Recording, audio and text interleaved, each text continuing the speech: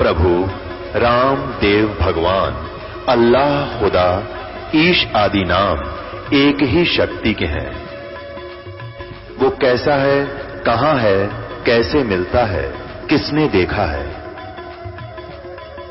ये प्रश्नवाचक चिन्ह पूर्ण रूप से हटाने के लिए अवश्य सुनिए जगत गुरु तत्वदर्शी संत रामपाल जी महाराज के अमृत वचन, सर्व पवित्र धर्मों के पवित्र शास्त्रों के आधार पर। कि मानुष जन्म दुर्लभ है, ये मिले न बारंबार। तरवर से पत्ता टूट गिरे, वो बोर न लगता डारे। कि ये मानव शरीर जिसको पाकर तू परमात्मा भूल चुका है, ये तो ऐसा है जैसे वृक्ष से पत्ता टूट के गिर जावे, उसके उपरांत वह पुनः स्थापित नहीं होता।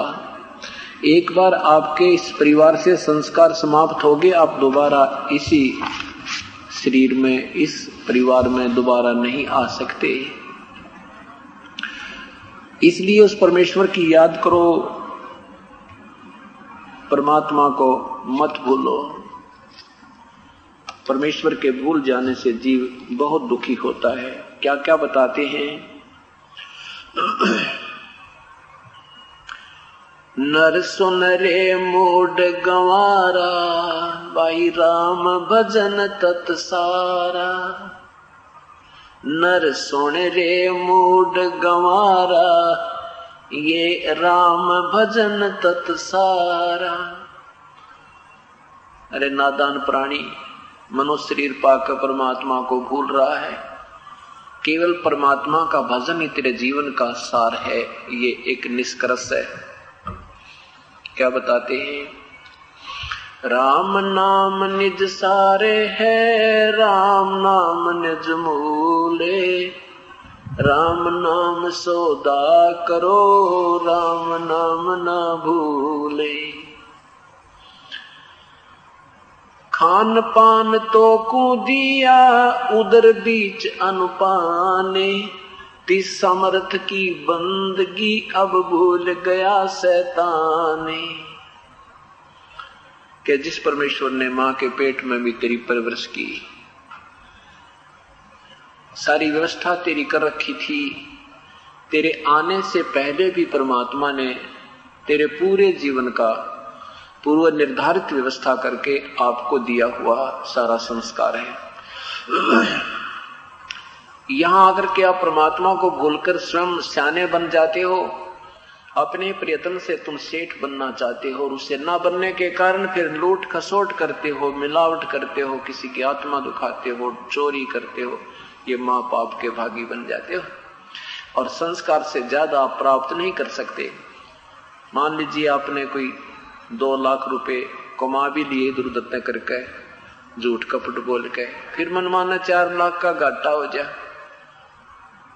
वो 2 लाख भी गए और 2 लाख और गए, और वो पाप जो कमाए थे, जो पाप इकट्ठे हुए थे, उन माया के इकट्ठे करने में झूठ कपट बोल के, वो आपको ज्यों के त्यों बैलेंस रह गए, वो तो आपने भोगने पड़ेंगे, और पैसा रहा नहीं।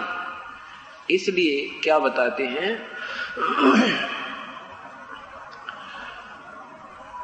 कि उस परमात्मा को याद करो, मां के पेट में भी तेरी परवरिश की, आपका पालन पोषण किया।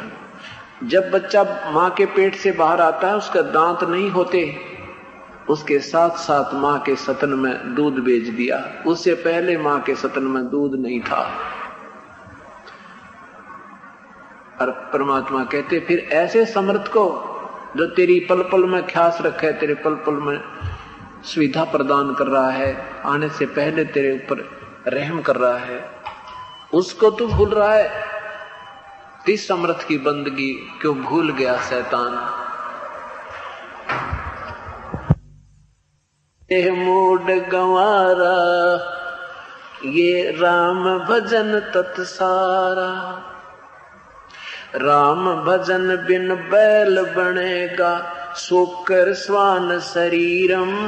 कौआ खर की दे धरोगे, मिटे नया तक सीरम। कीट पतंग भवंग होत है, गिद्दड़ जुम्बक जूनी, बिना भजन जड़ वृक्ष कीजिए, इस पद बिन काया सूनी। भक्ति बिना नर खर एक है, जिन हर पद नहीं जान्या, पार ब्रह्म की परख नहीं रे, अब पूज मरे पाषाण। सथावर जंगम में जगदीशम, व्यापक ब्रह्म बिनानी, निरालंब न्यारा नहीं दर्शै, भुगते चारों खानी। तोलन मोल उजन नहीं आवे, अस्थिर आनंद रूपम, घटमट में तत् से तीनारा, वसो हम सत्य स्वरूपम। बादल छा ओस का पानी, ये तेरा उन्माना, आठ पटन कृत्रिम सब झूठा, ये सृंचक सुख डपटाना। निराकार निर्भय निर्वाणी, सुरत नृत निर्तावे, आत्म राम अतीत पुरुष को, गरीब दास न्यो पावे। परमात्मा के विषय में आदरणीय गरीबदास साहिब जी बता रहे हैं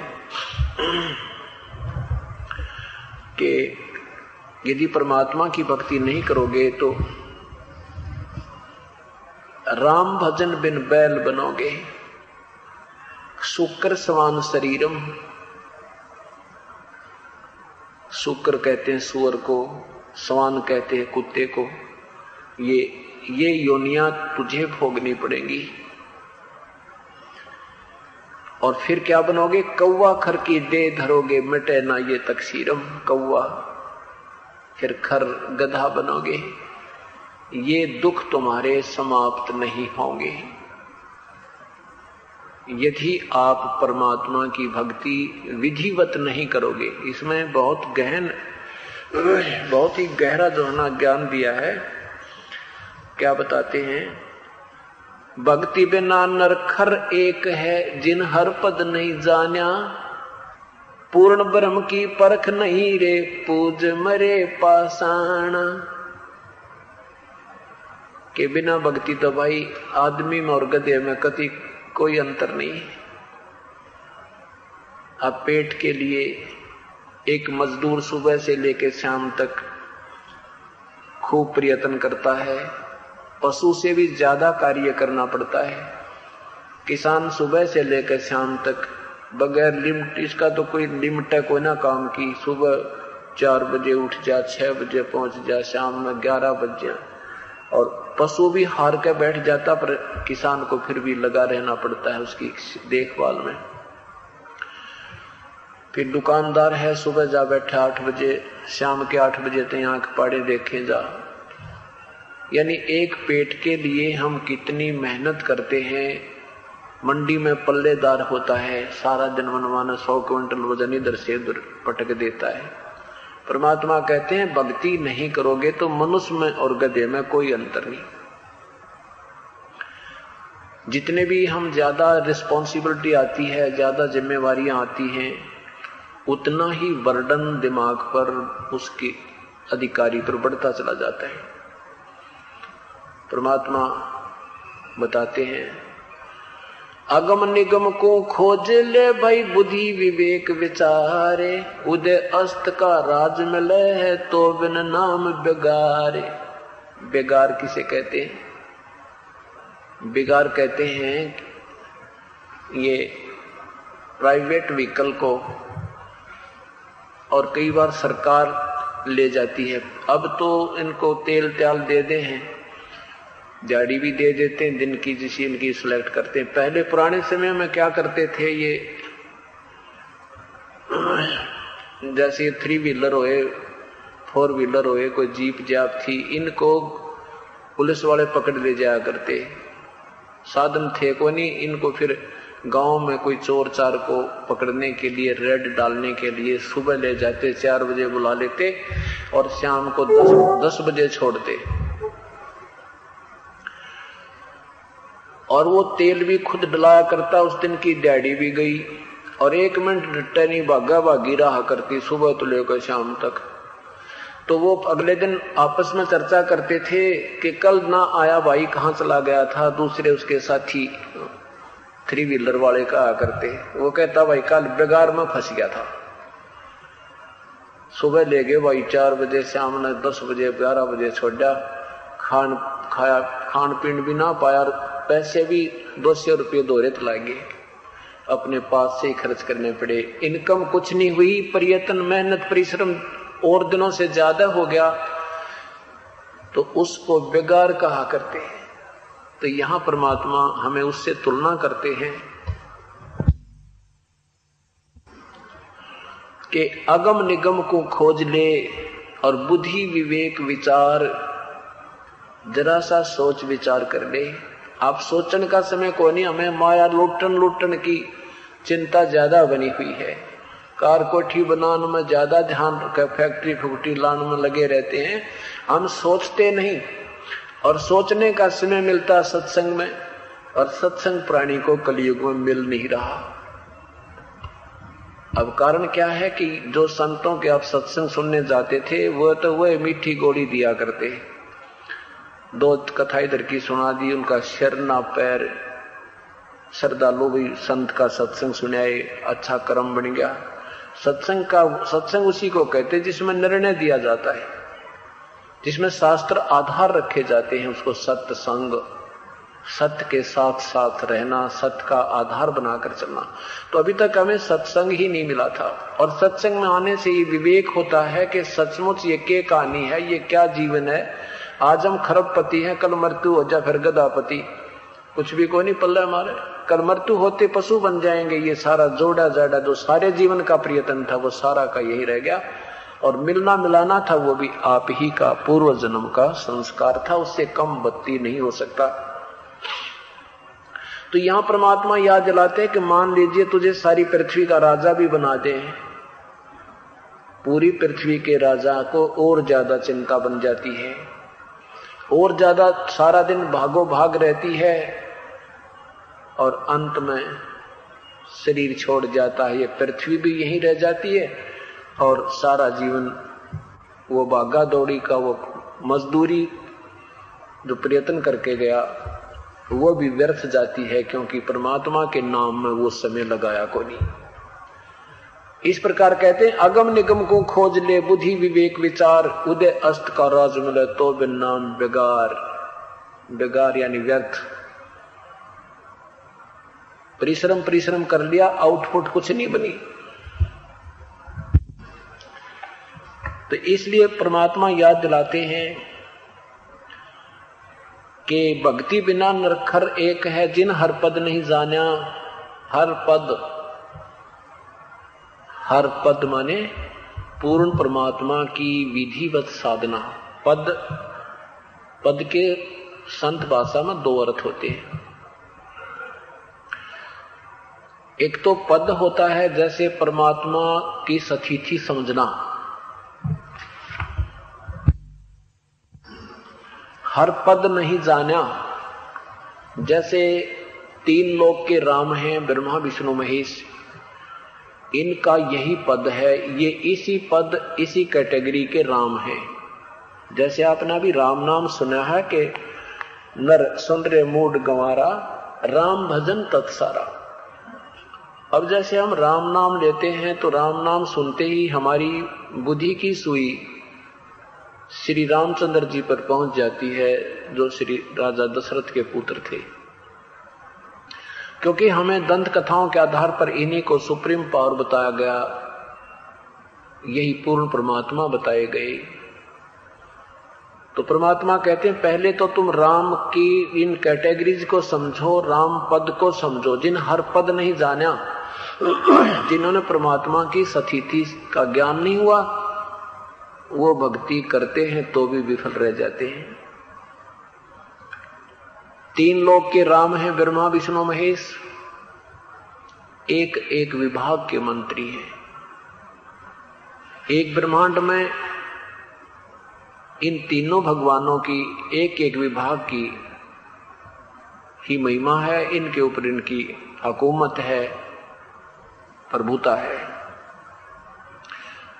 ऐसे ऐसे 21 ब्रह्मांड में इनके पूज्य पिताजी ब्रह्म, जिसे ज्योति निरंजन कहते हैं, 21 ब्रह्मांड के राम हैं ज्योति निरंजन ब्रह्म, वो भी राम है, उनकी ये पद है, उनकी इतनी महिमा है। 7 संग ब्रह्मांड के राम हैं परब्रह्म, जिसे अक्षर पुरुष भी कहते हैं, अक्षर ब्रह्म भी कहते हैं, वो इतना राम है। और सबसे ऊपर ओवरऑल कंट्रोलर वो पूर्ण ब्रह्म है जो असंख्य ब्रह्मांड का मालिक है। असंख्य ओवरऑल कंट्रोलर ब्रह्मा विष्णु महेश के एक ब्रह्मांड में तीनों विभागों पर भी वो मालिक है, वो राम है। ब्रह्म के 21 ब्रह्मांडों पर भी राम है, पर ब्रह्म के 7 संग ब्रह्मांडों पर भी वो मालिक है। और पूर्ण ब्रह्म वो खुद है ही, वो सारे ब्रह्मांडों का मालिक है। ये पद है, ये उनका पोस्ट है, उनकी सतिथि है भगवानों की। कौन कितनी पावर का है। कहते हैं जिन हर पद नहीं जाना, जिन्होंने परमात्मा की सतिथि का ज्ञान नहीं हुआ, तो वो भक्ति करके भी असफल रह जाते हैं।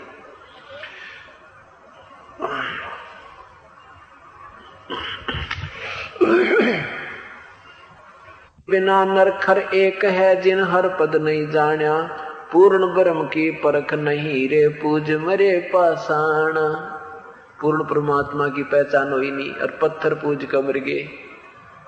कहीं मंदिर में भगवान बना लिया पत्थर की मूर्ति बना के, कहीं की तो पहाड़ के ऊपर धर दिया एक पत्थर उठा के, कह दिया यहाँ भगवान रहता है, तो बूढ़ी आत्मा वहां भी जाने लगी। परमात्मा की महिमा का वास्तविक ज्ञान न होने से हम ज्यादा भ्रम भटक गए। और जब तक हमें पूर्ण संत नहीं मिलेगा, तब तक हम ऐसे ही भक्ति करके भी अपना जीवन व्यर्थ करते रहेंगे। व्यर्थ का तात्पर्य ये है कि जैसे आपने ब्रह्मा विष्णु महेश की साधना की, उनसे जो लाभ मिलना था वो लाभ मिल गया, स्वर्ग चले गए, या विष्णु जी के लोक में विष्णु उपासक चले जाते हैं, शिव जी के लोक में शिव जी के उपासक चले जाते हैं, ब्रह्मा जी के लोक में ब्रह्मा जी के उपासक चले जाते हैं, ब्रह्म लोक में ब्रह्म साधक चले जाते हैं। और फिर उनकी जन्म मृत्यु ज्यों की त्यों बनी रहती है। वेदों में वर्णित विधि से, गीता जी में वर्णित विधि से प्रभु प्राप्ति नहीं होती। केवल आध्यात्मिक इतना ही लाभ मिलता है, सिद्धियां आ जाती हैं, स्वर्ग महास्वर्ग में उच्च पद प्राप्त हो जाता है। ब्रह्मा विष्णु महेश की साधना से विष्णु लोक, ब्रह्मलोक, शिवलोक, ब्रह्मालोक, शिवलोक जिसकी साधना करी वहां पहुंच गए। वहां तो उनका समय बहुत कम है। ब्रह्मा विष्णु महेश की पूजा से बहुत ही कम समय तक स्वर्ग प्राप्ति होती है, फिर तुरंत ही 84 लाख योनियों में ये भोग भोगने होते हैं। और ब्रह्म साधना से वेदों में अनुसार वर्णित विधि केवल ओम नाम के जाप को ही आधार मान के जो जाप साधना करते हैं संत जन ऋषि जन, वो ब्रह्म लोक में चले जाते हैं। और ब्रह्म लोक तक भी विनाश में आते हैं। गीता जी के अध्याय नंबर 8 के मंत्र 16 में लिखा है कि ब्रह्म लोक पर्यंत, ब्रह्म लोक तक सभी लोग पुनर्वर्ती में हैं, अर्थात ये इनके प्राणी भी जन्म मृत्यु में आते हैं, इनका विनाश होता है, ये पुनर्फिर जन्म होता है। गीता जी के अध्याय नंबर 15 के 16 श्लोक 16 में कहा है कि क्षर पुरुष ये ब्रह्म है, अक्षर पुरुष ये परब्रह्म है। इन दोनों के प्राणियों की और इन दोनों की सतिथि ये है कि इनके स्थूल शरीर नाशवान है, जीवात्मा अविनाशी होती ही है। अध्याय नंबर 15 के श्लोक 17 में कहा है कि इन दोनों से भी अलग है वो परमात्मा जिसको अविनाशी भगवान कहा जाता है, जिसको वास्तव में परमात्मा कह सकते हैं। और वही तीनों लोकों में प्रवेश करके सबका धारण पोषण करता है, वो वास्तव में अविनाशी प्रभु परमात्मा है। तो यहां परमात्मा ये बताना चाहते हैं कि ये तीनों, ये ब्रह्म, परब्रह्म और इन ब्रह्म के तीनों पुत्र ये सभी नासवान है, अविनाशी परमेश्वर नहीं है। अविनाशी परमात्मा वो पूर्ण ब्रह्म है, परम अक्षर ब्रह्म है, वो तीसरे नंबर का।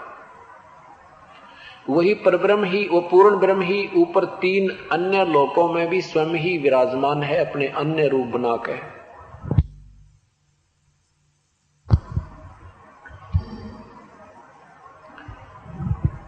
सतलोक में पूर्ण ब्रह्म सतपुरुष रूप में है, और फिर अलख लोक में अलख पुरुष रूप में है, अगम लोक में अगम पुरुष रूप में है, अनामी लोक में वही परमात्मा अनामी पुरुष रूप में मनुष्य सदृश शरीर में विराजमान है। अभी तक जितने भी आपने संतों या पंथों के ज्ञान सुने हैं, उन्होंने सतपुरुष तो सुन रखा, कबीर साहब की वाणी तक अलख पुरुष भी सुन रखा है, अगम पुरुष भी गोट रखा है, और अनामी पुरुष भी याद कर रखा है, पर उन्होंने कह कह का पता नहीं वो भगवान है कैसा, क्योंकि उनका अनुभव नहीं, उनका कोई अपनी जो कोई उपलब्धि नहीं। नादानों को सतगुरु की वाणी पढ़ी, नारी दुकान खोल ली, कह कह का ज्ञान नहीं। वो परमात्मा को निराकार बताते हैं कि सतपुरुष निराकार है, और साथ में महिमा गाते हैं उसके एक रोमकूप की में इतनी रोशनी है कि करोड़ सूर्य मिला दे, करोड़ चंद्रमा मिला दे तो भी फीकी रह जाए। ये कबीर साहब ने अपनी महिमा आप बताई थी। उस वाणी को पढ़कर ही वो तुक्के ला दिए, अपनी सोच को छोड़ दी कि वो निराकार है परमात्मा। और फिर लिखते हैं कि सुना है परमात्मा ने इंसान बनाए, इंसान को अपना ही रूप बनाया। ये राधा स्वामी पंथ वालों की किताबों में ये तीनों प्रकार की व्याख्या विद्यमान है, और फिर भी भगवान को निराकार बताएं। यही बात बिगड़ी हुई थी कि हमें अभी तक निर्णय नहीं मिला था कि वास्तव में परमेश्वर है कौन और है कैसा, और फिर वो मिला कैसे, ये तो बाद की बातें हैं। पहले तो ये निर्णय हो कि वो कौन है परमात्मा जिसकी तरफ हम प्रस्थान करें, जिसके पाने का प्रयत्न करें। अभी तक तो यही ना निर्णय हो रहा था। अब कोई कहे परमात्मा निराकार है, फिर उसको प्राप्ति क्या, प्रयत्न की क्या आवश्यकता है? ये सारा उलझ पुलझ ज्ञान हो रहा था, अब ये बिल्कुल स्पष्ट हो गया है। अब बिल्कुल स्पष्ट हो गया है, चलना चलना बाकी है। पूरे विश्वास हो जाने के बाद फिर प्रस्थान करने में आदमी निसंशय होकर दौड़ लगाता है, और जो संशय में चलता है तो उसको कोई भी रास्ते में टोक दे, तेरा रास्ता गलत है, वही रुक जाता है। अब निसंशय होकर के हम भक्ति करेंगे। गीता जी में लिखा कि अर्जुन, जब तेरी नाना प्रकार के भ्रमित करने वाले शास्त्रों के ज्ञान से बुद्धि हटके एक तत्व ज्ञान पर आश्रित हो जाएगा, तो बिल्कुल दृढ़ हो जाएगा, तब तो तेरी भक्ति प्रारंभ होगी, तब तो तू योगी बनेगा, तब तो तू भक्त बनेगा। अभी तक तो तू भक्त भी हो जा। तो उस संत, उसके लिए उस संत को ढूंढ जो तत्व ज्ञान से परिचित हो, फिर जैसे वो बताओ भाई ऐसे भक्ति करना कि अब कौन से परमात्मा की भक्ति करें, हमने यही निर्णय करके चलना है। तब हम परमात्मा को चाहें बीगे और पाएं बीगे। वो पूर्ण परमात्मा सतपुरुष है, उसका वास्तविक नाम कबीर देव है। कबीर देव, कबीर साहिब, कबीर परमेश्वर, ये उसी परमात्मा के भाषा भिन्न नाम है। वो परमेश्वर चारों युगों में आते हैं। सतयुग में सत्सुकृत नाम रहता है प्रभु का, और त्रेता में नाम मुनींद्र होता है। द्वापर में करुणा में नाम होता है मालिक का, यानी यहाँ लोक में युग में आने का एक नाम अलग से रख कर आते हैं। और कलयुग में वो अपने वास्तविक नाम से आते हैं, जो उनका वास्तविक नाम वेदों से, कुरान पुराणों से सबसे पहले का जो वास्तविक नाम है प्रभु का, वो कबीर है। कबीर, हम उसे कबीर कहने लगे। कबीर वो है कबीर देव, कबीर देव। अब हम परमात्मा को पहचान नहीं पाते। जरा सी कोई सिद्धि हो जाती है, साधना करते हैं, जरा सी सिद्धि होगी, उस सिद्धि के आधार पर हम फूले फिरते हैं। एक समय की बात है कि गोरखनाथ जी, जो बहुत बड़े महापुरुष सिद्ध पुरुष कहलाते हैं, उन्होंने ओम नाम के जाप से युगों युगों साधना करके एक ऐसी सिद्धि प्राप्त कर ली थी कि वो मुर्दे तक भी जीवित कर देते थे। अब मुर्दा जीवित कैसे होता है कि उस साधक की अपनी कमाई देनी होती है। और ये गोरखनाथ जी जैसे महापुरुष पहले किसी समय में परमेश्वर कबीर साहिब की शरण में रहे थे। हम असंख्य युगों से भक्ति का प्रयत्न कर रहे हैं और हम बीच में थोड़ी सी हल्दी की गांठ मिल जाते ही पंसारी बनने की चेष्टा करते हैं। और यही कमजोरी हमें अभी तक नुकसान दे रही है, क्योंकि हमें ज्ञान पूर्ण हो नहीं पाया और हम ऐसे ही भ्रमते भटकते रह जाते हैं। गोरखनाथ जी पहले किसी समय में परमेश्वर के बच्चे थे, किसी युग में, उस कारण से उनकी बैटरी चार्ज हो रही थी। आपको जो प्रथम मंत्र दिया जाता है उसकी महिमा बताई जाती है कि सतनाम पालड़े रंग होरी हो, 14 लोक चढ़ावे राम रंग होरी हो, 3 लोक पासंग धरे रंग होरी हो, तो ना तुले तुलाया राम रंग होरी हो। कि एक दो श्वास का नाम की कीमत है। आपको श्वास दिया का सिमरण दिया जाता है, उसकी इतनी कीमत है कि उसके तुलना में एक पालड़े में वो एक श्वास के द्वारा की गई विधिवत साधना, यानी परम संत से उपासना प्राप्त करके पूर्ण संत से, और उसके बाद मर्यादा में रहते हुए आप जो साधना करते हो, उसकी एक श्वास की कीमत इतनी हो जाती है कि एक पलड़े में तो एक श्वास की कीमत रख दे सतनाम की, और दूसरे तराजू के पलड़े में 14 लोक, और ये 3 लोक ब्रह्मा विष्णु महेश वाले लोक भी धर दे, ये पासंग रख दे, तो भी वो एक सांस की कीमत का पलड़ा भारी रहता है, अर्थात वो ज्यादा कीमती है। ऐसे ऐसे आप कितने सांस ले रहे हो अब दिन में, और पार ना हुए तो फिर आप पंसारी बन जाओगे अगले जन्म में। मनुष्य जन्म भी होगा, जो गुरुद्रोही नहीं होंगे उनका तय, और मनुष्य जन्म होगा तो फिर आपसे बचपन से सिद्धियां शुरू हो जाएंगी और आप भक्ति भूल जाओगे, दुनिया ने राज्यकरण पर लग जाओगे।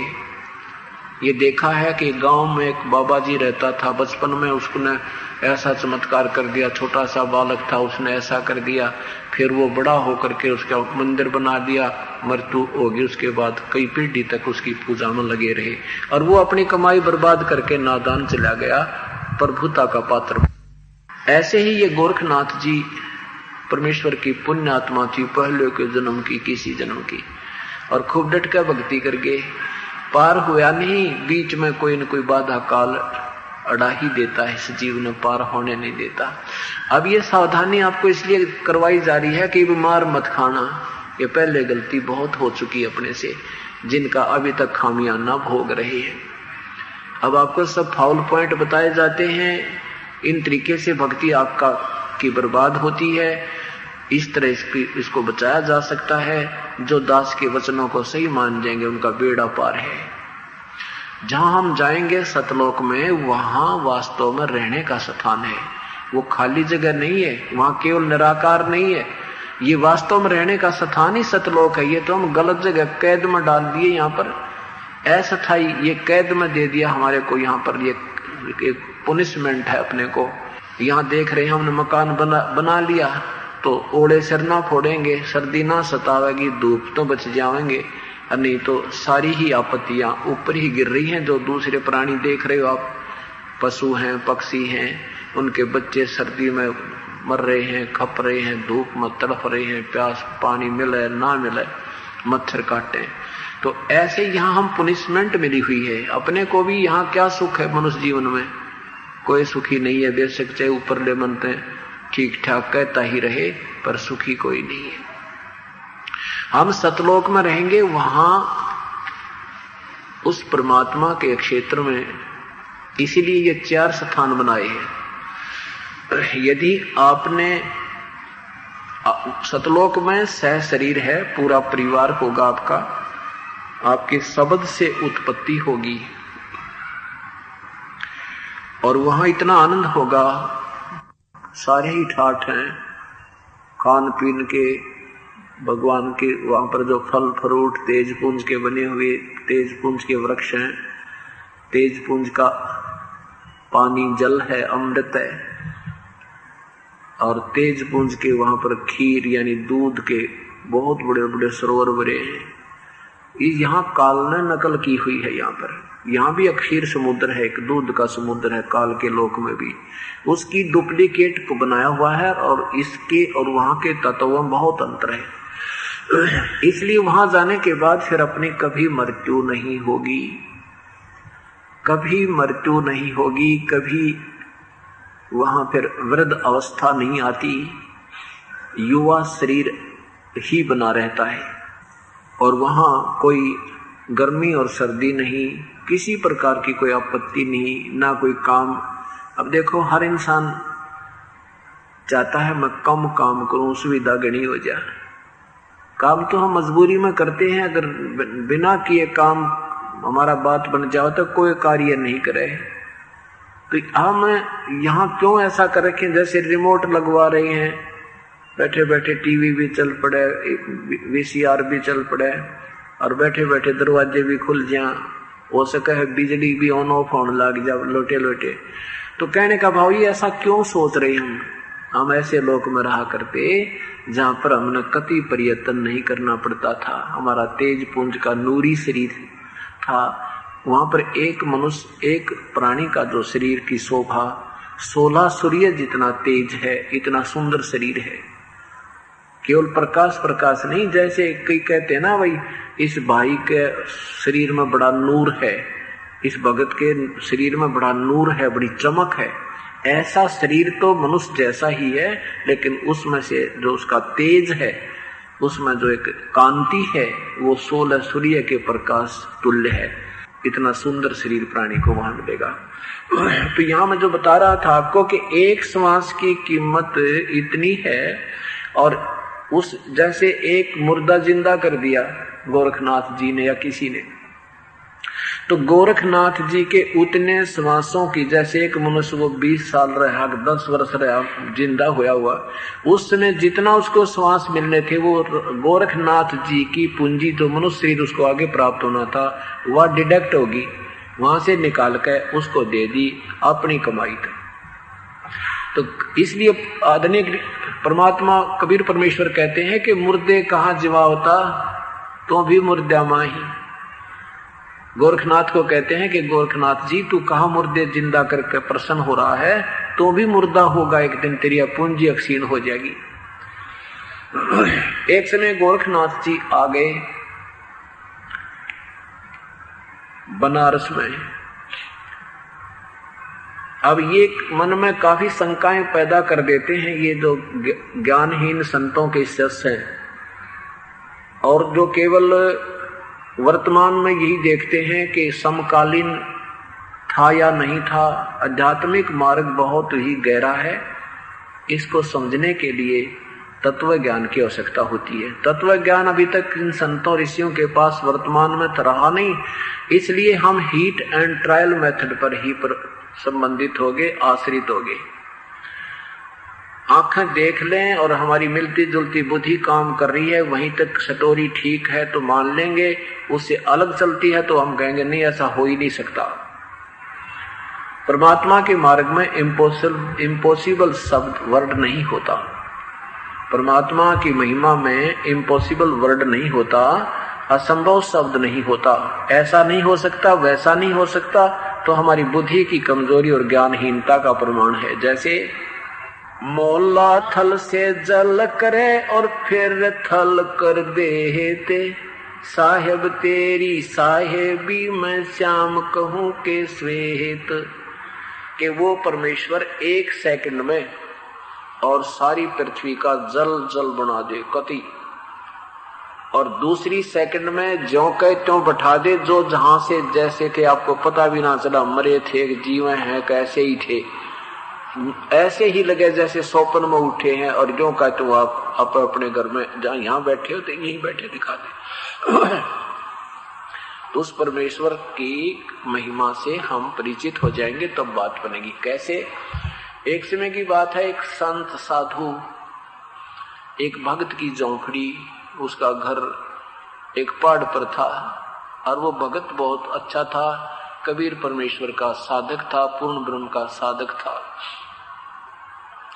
वो क्या करता था कि अपनी झोंपड़ी से, अपने घर से नीचे आकर वृद्ध हो गया था और नीचे एक तालाब भरा था बहुत सुंदर, उस पे हाथ पैर मुंह धोकर जाया करता था, स्नान कर लेता था।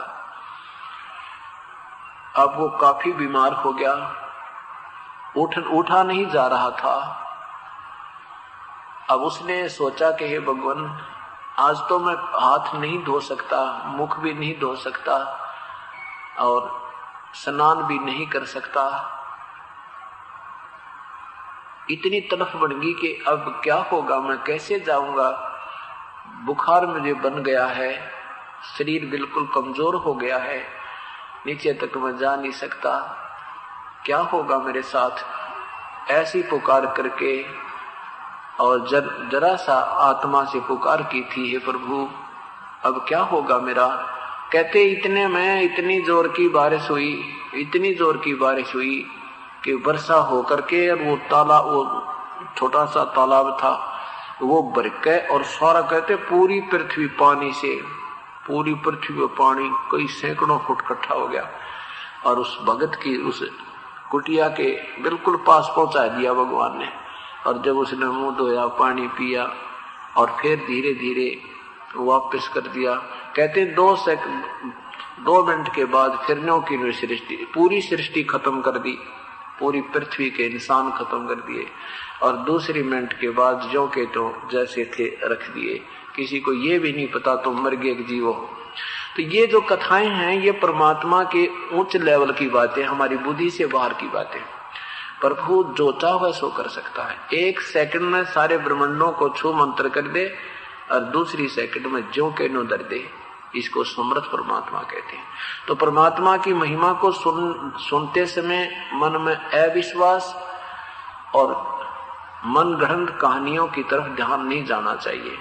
मन में उमंग उठे, खा भगवान क्या नहीं कर सकता, परमात्मा क्या नहीं कर सकता, प्रभु जो चाहे सो कर सकता है। तो इस प्रकार हमारे अंदर फिर श्रद्धा उत्पन्न होगी। अब इन संतों ने ऐसी दंत कथा और उठपटांग ज्ञान बना दिया कि ऐसा नहीं हो सकता, ऐसा नहीं हो सकता, अब करके दिखा, ये कोई बात है। अब कोई कई सूर्य बना के दिखाओ भगवान, हम नहीं मानते। तो परमात्मा ने बना दिया और फिर जरूरत पड़ेगी फिर बना देगा। 1 सेकंड में जो चाहे सो कर सकता है, इसीलिए उसको प्रभु कहा जाता है, स्वामी कहा जाता है। और जो परमात्मा पर विश्वास नहीं करते वो भक्ति योग प्राणी नहीं है। वो बेशक ड्रामा करते रहे, उनको लाभ मिला कोई ना। एक समय की बात है, एक नगर में परमात्मा के साधक, 2 साधक थे। एक 40 वर्ष से साधना कर रहा था, एक अभी लेटेस्ट ही था, 4 वर्ष से प्रभु के चरणों में भक्ति विधिवत जैसा मिली वो करने लगा था। स्वर्ग से एक भगवान की चर्चा करते थे, आनंद आता था। एक दिन देवदूत ने भगवान से कहा कि प्रभु एक नगरी में आपके 2 भक्त अटूट श्रद्धा से लगे हुए हैं, परमात्मा आपके बिना तो किसी का जिक्र ही नहीं करते, बड़े आपके सही भक्त वो 2 ही हैं उस नगर में। परमात्मा ने कहा ना भाई, उनमें से एक ही मेरा भक्त है, दोनों को नहीं। तो देवदूत ने कहा कि भगवान फिर वो है जो 40 साल से बैठा है, इतनी लंबी दाढ़ी बना रखी आपके नाम पर, भगवान समर्पित है वो तो। परमात्मा ने कहा ना भाई वो नहीं, वो जो 4 वर्ष से लगा है ना वो मेरा सही भक्त है। अब उस देवदूत ने सोचा भगवान के समझन में फर्क रह गया कि तय। कहने लगे जीवन उसका इधर घर है ना उर्ली साइड में, और वो इतनी बड़ी बड़ी दाढ़ी है, 40 साल से लग रहा है, वो है जी आपका सही भगत। भगवान बोले ना भाई मेरा वो भक्त नहीं है, वो दूसरा जो 4 वर्ष से लगा ना उसका इधर नगर है। तो देवदूत ऐसे सिर में खाज करने लगा। भगवान ने कहा भी क्या मेरी बात पर विश्वास नहीं तुझे? देवदूत बोला नहीं ऐसी बात नहीं प्रभु, हमारी बुद्धि छोटी है, आप जो कहो वही होगा, परंतु अब के बताऊं मालिक। उसके मन की बात जानकर परमात्मा ने कहा, भाई एक काम करिए, तू प्रतिदिन उनसे 11 बजे मिलने जाता है तो आज तो 2 बजे जाना और उनसे ये पूछना, कल 2 बजे जाना, उनसे ये प्रश्न करना, वो के उत्तर दे फिर मुझे बताना। वो 2 बजे पहुंचा 11 बजे की बजाय। अब 3 घंटे देर होने का कारण वो प्रथम के पास पहुंचा। उसके तो मनमान्य थी ना, वो 40 साल से भक्ति कर रहा है, वो सही भगत है, उसी के पास चलता हूं। सबसे पहले उसी के पास गया और उसने पूछा कि देवदूत आज तो बहुत देरी कर दी, आप आते थे ना, भगवान की चर्चा होती थी, बड़ा अच्छी तरह समय व्यतीत हो जाता था, आज 3 घंटे हो गए आपकी जो ना राह जो रहा था, मैं तो आंखें फट गई आपको देखते देखते, क्या कारण हो गया, इतना देर क्यों कर दी। देवदूत कहने लगा, भाई एक कमाल हो गया, और वो कमाल देख के आया मैं। क्या कमाल हो गया कि भगवान ने कमाल कर दिया। परमात्मा ने आज भाई 1 बजे एक हाथी को सुई के छिद्र से निकालना था, भाई मैं देखने के लिए रुक गया, इसलिए देरी होगी। तो उसे 40 वर्ष के साधक ने पूछा, फिर क्या हुआ। देवदूत ने कहा, भाई भगवान ने कमाल कर दिया, सुई के छिद्र में कहना हाथी निकाल दिया। अब वो 40 साल का महात्मा बढ़ रहा था ने बोला, देवदूत ऐसी झूठ बोल जो किसी का जच जा, किसी को यकीन होए है, क्यों गोपोड़ पेल है, सुई के छिद्र में हाथी निकलता है कभी, क्यों भगवान के जो है ना अविश्वास और हो जाएगा लोगों को ऐसी कथा उल्टी सुल्टी सुनावे तो। अब देवदूत उसके मुंह की तरफ देख रहे, यू कल तक तो इतनी बढ़िया बात करा करता रहा, आज यू कति फ्यूज हो गया, उठ कर चाल पड़ा। भगवान ठीक है, कहते मेरा डांगर है, इत का भगत है यो, काय का संजय, भगवान की लीलाओं में तुझे अविश्वास है, तू भक्त नहीं है, उठ कर चल पड़ा। अब देवदूत ने सोचा वो 4 साल वाला के जवाब देगा, जब 40 साल के ने ऐसा जवाब दिया है, तो उसका विश्वास नहीं हो रहा था कि ऐसे ही वो घर गालेगा। अब जो ही दूसरे ने पूछा कि देवदूत आज तो बहुत देर कर दी, क्या कारण हो गया, स्वस्थ हो तुम। देवदूत ने कहा, भाई स्वस्थ हैं, और ये कारण हो गया, आज 1 बजे भगवान ने सुई के छिद्र में हाथी निकालना था, और वो दृश्य देखने खातिर में रुक गया। और भाई जब उन्होंने वो हाथी निकाल दिया, भाई सुई के छिद्र में भाई कमाल कर दिया, भाई अचरज कर दिया भगवान ने, सुई के छिद्र में हाथी निकाल दिया। तो 4 साल वाला भक्त कहता है कि देवदूत ये भी कोई अचरज की बात है भगवान के लिए, भगवान काट दे सारी पृथ्वी ने छिद्र के अंदर थे, कमाल कर दिया आपने, उसके लिए क्या अचरज है, हमारे जैसे बुद्धिहीनों के लिए अचरज हो सकता है, परमात्मा जो चाहे सो कर सकता है। अब देवदूत ने 4 साल के भगत को सीने से लगाया, 4 साल आयु नहीं थी, यानी 4 वर्ष से साधना करने लगा था, सीने से लगाया, ने बोला धन है तेरे माँ बाप ने जिससे जन्म लिया, वो तो जमा बैल बैठा है, उसने तो 40 साल खो दिए डकम्मे ने। जो भगवान पर अविश्वास करते हैं, परमात्मा की महिमा में जिसको विश्वास नहीं होता, वो भक्त नहीं, वो तो ड्रामा कर रहे। अब क्या कारण है कि हमने परमात्मा के मार्ग में ब्लाइंड फेथ करना होता है, अंधविश्वास, और उस अंधविश्वास का नाजायज फायदा ये उठाएंगे कौन, ये नकली संत है। अब भक्तजन तो उसी अंधविश्वास से इनके पास पहुंच गए पूर्ण संत जान मान के, और ये थे दीपक, जैसे पतंग जाते हैं दीपक के ऊपर, एक शीतल वस्तु मान के, एक प्यारी वस्तु समझकर वो पड़ते जला दे, फूंक देते। इन संतों के भक्तों के फूकने का तरीका बहुत मीठा है, स्लो पॉइजनिंग जैसा है। अब ये ऊपर तो मीठे बोलते दिखे, पर जीवन बर्बाद कर जाते हैं, न इनके पास भक्ति है, वास्तविक ज्ञान नहीं, और मनुष्य से अनमोल मनुष्य जीवन को इन्होंने खो दिया। ए भगवान, तो ये हम जाते तो थे इनके पास, संत समझ गए ये थे असंत, ये तत्व ज्ञान से अपरिचित थे, शास्त्र विरुद्ध साधक थे। पवित्र गीता जी के अध्याय नंबर 16 के मंत्र 23-24 में लिखा है कि जो शास्त्र विधि को त्याग का मनमाना आचरण अर्थात मनमानी पूजा करते हैं, शास्त्र के विरुद्ध साधना करते हैं, उनको ना कोई गति होती, ना कोई सुख मिलता, ना ही उनका कोई कार्य सिद्ध होता, अर्थात सब व्यर्थ है। इसलिए अर्जुन, साधना करने के लिए, के निर्णय करने के लिए तुझे कर्तव्य और अकर्तव्य की जो काम करने चाहिए, साधना भक्ति की जो क्रियाएं करनी चाहिए और न करनी चाहिए, उनके लिए शास्त्री गवाह है तेरे लिए। और किसी की दंत कथा पर विश्वास मत करना। जो दास बताना चाह रहा था आपको कि गोरखनाथ जी बनारस में श्री रामानंद, स्वामी रामानंद जी जो कबीर साहब के मुंह बोले गुरुदेव थे, औपचारिक गुरुदेव थे, उनसे चर्चा करने के लिए आ गए, क्योंकि श्री रामानंद जी ने वहां पर 1400 ऋषि प्रचारक बना रखे थे। वैष्णव परंपरा का उत्थान हो रहा था, नाथ परंपरा पतन की तरफ चल रही थी। तो ये बेशक शरीर छोड़कर चले जाते हैं, सिद्धि प्राप्त करके स्वर्ग में स्थान भी प्राप्त कर लेते हैं, लेकिन इनकी आस्था यहाँ जैसे पितरों की अपने वंशजों में, अपने वंशजों में, और ऐसे भूतों की अपने परिवार में, ऐसे ही इन संतों की भी फिर अपने ग्रुप में ज्यों की त्यों आस्था बनी रहती है। और इन्हें अपनी कमाई करके स्वर्ग चले जाते हैं। स्वर्ग से जब चाहे आकर के ये मनुष्य शरीर धारण जो का त्यों करके यहाँ प्रकट होकर अपना कार्य कर सकते हैं, कर जाते हैं। तो ऐसे गोरखनाथ जी वैसे तो बहुत पहले हुए थे, लेकिन ये एक सिद्धि, एक मुक्ति होती है जैसे 4 मुक्तियों में, तो इनमें कोई सी भी एक मुक्ति जिसको प्राप्त है, वो व्यक्ति जब चाहे यहाँ उसी रूप में या दूसरा रूप बनाकर अपने मनुष्य शरीर में यहाँ आ जाते हैं और फिर सह शरीर वापस ले जाते हैं, फिर आ जाते हैं। हम उनको पहचान नहीं पाते, क्योंकि हमने तो उनके चित्र बना रखे काल्पनिक, उनके शकल कुछ और होती है। तो वहां जब यहाँ आते हैं हम पहचान नहीं पाते गोरखनाथ है या कोई और बाबा जी है, वो होते हैं वही संत।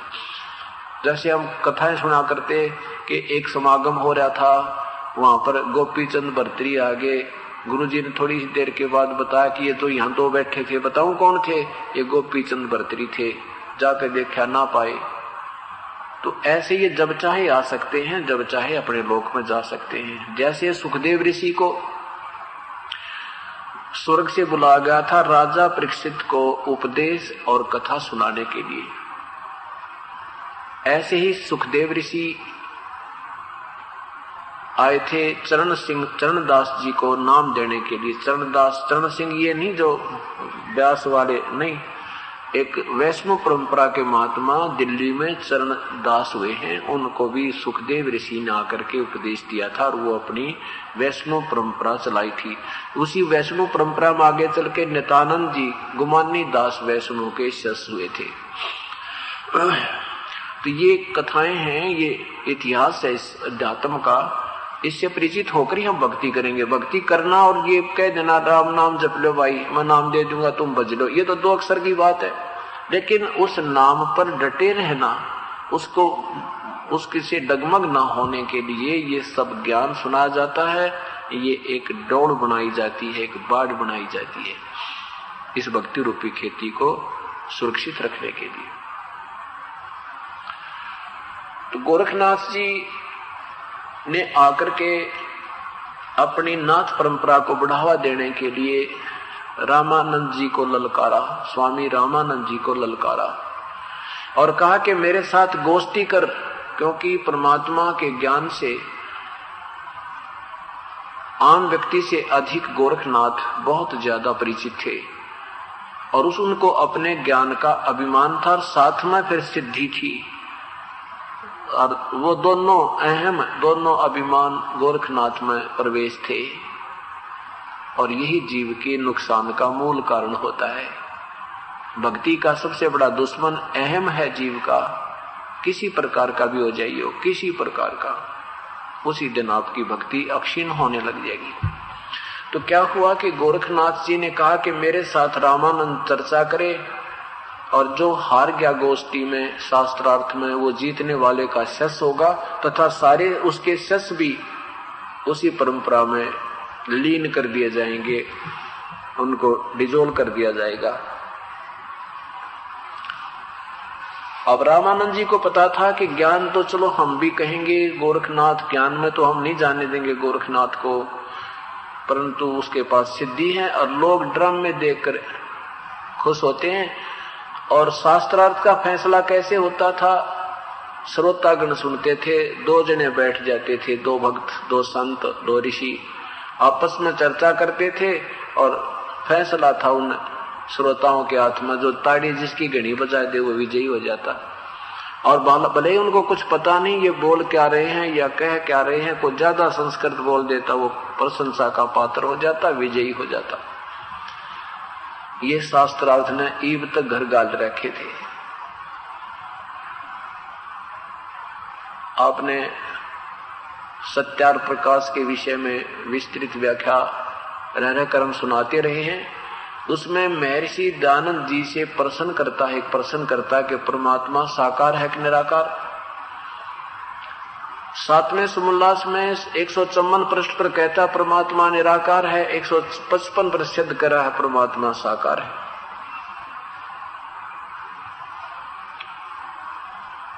यानी ऐसी ऐसी बिल्कुल बेतुकी बातें उस सत्यार प्रकाश में घुसेड़ रखी हैं, लेकिन संस्कृत बोलना जाने था, लोगों ने ताड़ी पीट दी, वाह महर्षि हो गया। और सारी ऊट पटांग बातें, सारी निराधार बातें वेद के विरुद्ध लिख रखी। तो ऐसे इनका तुक्का न्यों लगा रहा इन संतों और ऋषियों का। और परमात्मा आए थे, कबीर परमेश्वर आए थे, वही तत्व ज्ञान जो आज दास बता रहा है, उन्हीं की दी हुई ये कथाएं सुना रहा हूं, उनके द्वारा जो मालिक ने मेहर बख्शी थी अपने समय में। लेकिन उस समय के ऋषियों ने और महर्षियों ने, इन ब्राह्मण लोगों ने, ब्राह्मण मीन जो भक्ति कराते हैं, गुरु लोग ब्राह्मण, वैसे तो भक्त को कहते हैं, साधक को कहते हैं। और फिर इनको पदवी दे दी जाती है गुरु पद की कि यही शिक्षक हैं, यही हमें भक्ति मार्ग बताएंगे, इसलिए वो गुरु पद पर आ गए थे। उनको ज्ञान था नहीं शास्त्रों के विषय में, और परमात्मा को कहा ये तो मूर्ख है, ये क्या जाने वेदों के बारे में, ये क्या जाने गीता जी के बारे में, क्या जाने ये पुराणों के विषय में, ये झूठ बोलता है, ये कहीं नहीं लिखा ब्रह्मा विष्णु महेश नासवान है, ये तो अजरो अमर है, सर्वेश्वर है, महेश्वर है। ठीक है, हमारे पूर्वज बोले बाले थे, उनको ज्ञान था नहीं, उन्हें सोचा भी ये ऋषि जी तो वेद संस्कृत जानता है और शास्त्र भी संस्कृत में है, और हमारे गुरु जी कबीर परमेश्वर ये तो अशिक्षित है, ये वेदों के विषय में तो नहीं जानते होंगे। यह बात न्यों बिगड़ी रही। और परमात्मा क्या कहते हैं, वेद हमारा भेद है और मैं वेद में ना, और जिस वेद से मैं मिलूं वो वेद जानते ना। वेद तो मेरा ही गुणगान कर रहे हैं। अब चारों वेदों में कबीर साहब की महिमा ने ठोक कबर रखी है। पूर्ण परमात्मा कबीर है, ब्रह्मांडों का रचनहार कबीर है, सारे दुखों का निवारण करने वाला कबीर है। वो जब चाहे आ जाता है, वो सह शरीर है, उसका नाम कबीर है। तो गोरखनाथ जी ने जब ये प्रचार अपना जो सूचना भेजो कि भाई ये तो सिद्धि दिखा देगा, लोग ताड़ी पीट देंगे और ये तो बात बिगड़ेगी, चिंतित हो गए। उसी समय परमेश्वर कबीर साहिब अंतर्यामी अपने गुरुदेव के पास पहुंच गए और पूछा, गुरुदेव क्या बात है, शरीर स्वस्थ है क्या आपका? परमेश्वर स्वामी जी ने कहा कि भगवान शरीर तो स्वस्थ है, पर एक सिर दर्द पैदा हो गया। एक गोरखनाथ आया है, एक नाथ जी आया है, जब तक ये ना पता था ये गोरखनाथ है। एक नाथ जी आया है, बड़ा सिद्धि युक्त बताते हैं, और उसने ऐसे ऐसे दलकारा है, वो जाते ड्रामा दिखा देगा, लोग ताड़ी पीट देंगे और वही आपा ने हरा देंगे। परमेश्वर ने कहा, कोई बात नहीं स्वामी जी, वैसे तो आपका जो आज्ञा हो वैसे करेंगे, चलते हैं देख लेंगे। और संत तो आरे भी अच्छे, कम से कम को ज्ञान चर्चा होगी, कोई भगत तो सुन लेगा ज्ञान चर्चा को। तो परमेश्वर की ये बात सुनी तो स्वामी जी को हिम्मत होगी कि जब कबीर साहब ने ये बात कह दी तो बात कुछ और बनेगी। चल पड़े। अब क्या था, इधर रामानंद, एक तरफ तो रामानंद जी का आसन, एक तरफ गोरखनाथ जी का आसन, और गोरखनाथ जी ने एक त्रिशूल गाड़ रखा 6.5 फुट का। वहां आपके अपने पास त्रिशूल होता है, ऊपर से 3 तीर जैसे 3 ऐसे सिरे से होते हैं, उसके नीचे से एक लोहे का पाइप सा होता है, नीचे भाले तुल होता है, उस भाले को तो जमीन में गाड़ देता है, ऊपर से 3 ऐसे खूंटी सी होती है तीर की तरह, उसको त्रिशूल बोलते हैं। अब कबीर स्वामी रामानंद जी का आसन लगा था, कबीर साहब उनके चरणों में जमीन पर बैठ के अपने गुरुदेव की गुरु शिष्य की भूमिका निभाते हुए, और इधर गोरखनाथ जी बैठे हैं। तो गोरखनाथ जी ने कहा कि रामानंद जी मेरे साथ चर्चा करो, गोष्ठी करो। परमात्मा ने, कबीर साहब ने कहा कि पहले मेरे साथ गोष्ठी करो गोरखनाथ जी, पीछे मेरे गुरु जी से बात कीजिए। अब जब गोरखनाथ जी कहा परमेश्वर ने, तो गोरखनाथ के कान तो खड़े हो गए कि मुझे कोई पहचानने वाला नहीं था, इसने पहचान लिया, जान गया। तो बता, कबीर साहब ने बताया कि गोरखनाथ है ये जो हमारे साथ गोष्ठी करने आया है।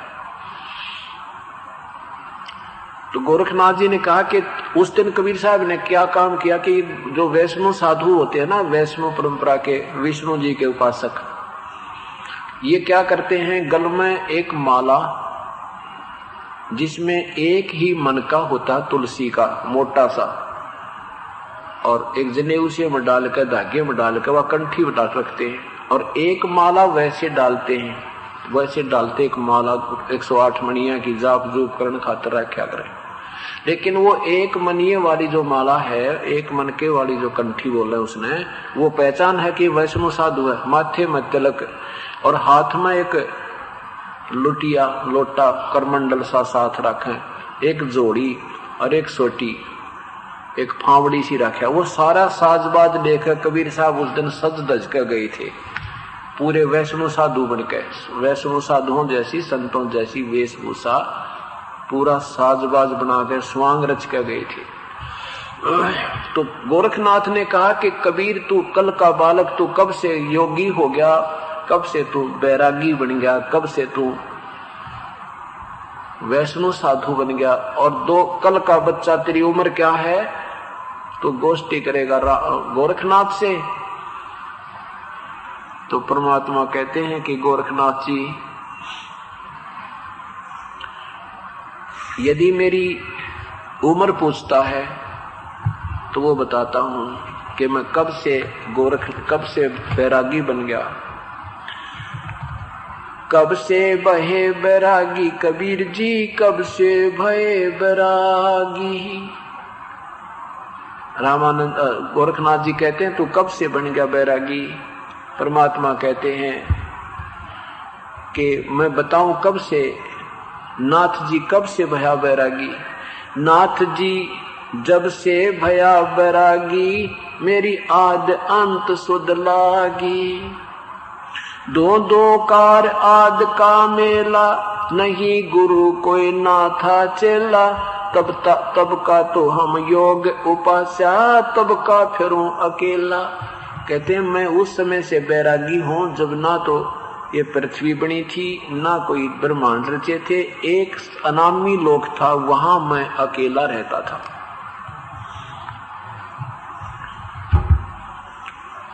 धरती नहीं जद का टोपी, दीना ब्रह्मा नहीं जद का टीका। एक टोपी पहनते थे वैष्णव साधु, एक टोपी, एक माथे में टीका, हाथ में लुटिया, जोड़ी, डंडा, ये सारा साजबाज ले रहे थे।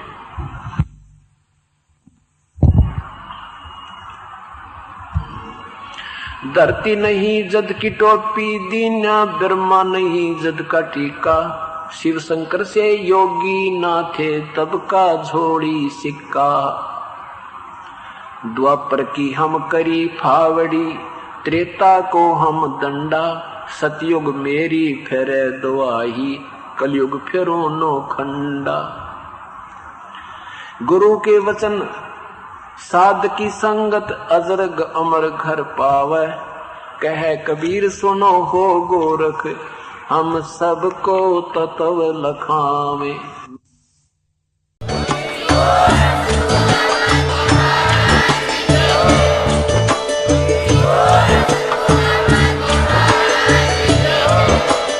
आप सुन रहे थे जगत गुरु तत्वदर्शी संत रामपाल जी महाराज जी के मंगल प्रवचन। अधिक जानकारी के लिए विजिट कीजिए हमारी वेबसाइट www.jagatgururampalji.org।